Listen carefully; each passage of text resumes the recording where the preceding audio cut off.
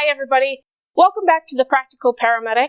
Today we're going to do an episode of What's in My Drug Box. This is episode number 7, and today we're going to talk about aspirin. While in the medical field, aspirin has plenty of uses, including pain management and also fever reduction.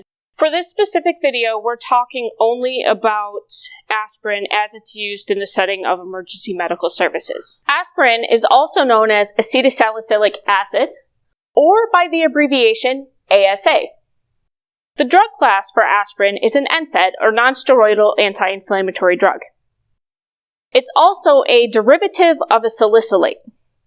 Salicylate, according to drugs.com, is a naturally found salt or ester of salicylic acid. As I said earlier, there are plenty of uses for aspirin in the field of medicine. However, in emergency medical services, aspirin is only used in the setting of an acute MI or suspected cardiac-related chest pain. Contraindications for aspirin include a known allergy to it or active bleeding. Be sure that you ask your patients about bleeding stomach ulcers. As of the filming of this video, the FDA does not have a teratogenicity class for aspirin. However, the Australian Therapeutic Goods Administration does have it listed as a Class C teratogen. Aspirin has been shown to cause a closure of the ductus arteriosus in a fetus when it's given to a pregnant woman.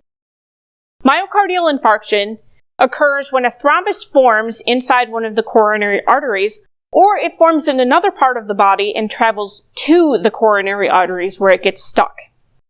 This causes myocardial ischemia and then myocardial infarction.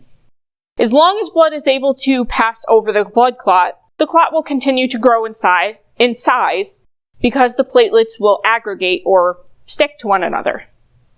Aspirin is a platelet inhibitor, which inhibits aggregation and reduces the ability of the body to clot.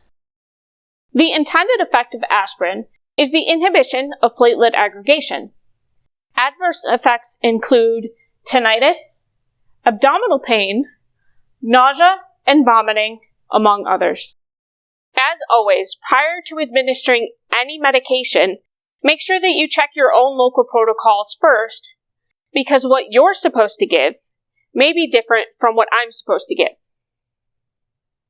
An adult dose is 4 81 milligram non-enteric coated baby aspirin, which is equivalent to 324 milligrams. You want to make sure that it's the non-enteric coated baby aspirin because the enteric coating delays the release of the medication into the bloodstream. In pediatric patients, aspirin is not indicated because in kids, chest pain is often not cardiac in nature. That's all for tonight. Until next time, feel free to check out the links in the description below if you want to learn more, and have a great night.